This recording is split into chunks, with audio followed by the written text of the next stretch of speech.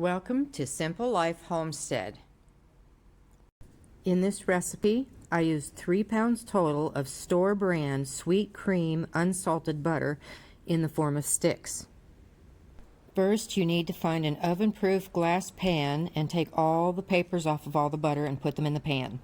Then you will place each pan onto a cookie sheet. Get ready to preheat the oven.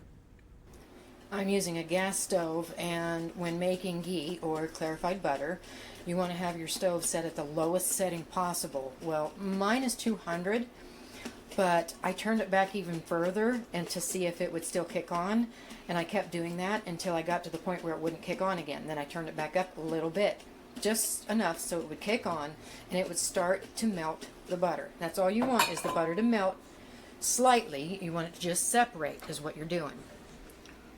We haven't started melting yet. It's probably going to take a couple of hours. We'll check back in a minute. Turning 1, 2, 3. Here I use 2 glass bread pans into ghee or clarified butter. Let's check on the ghee / clarified butter. Oh yeah, we're starting to melt. Keep your fingers crossed that we won't overflow. You can already see that the butter and milk fats are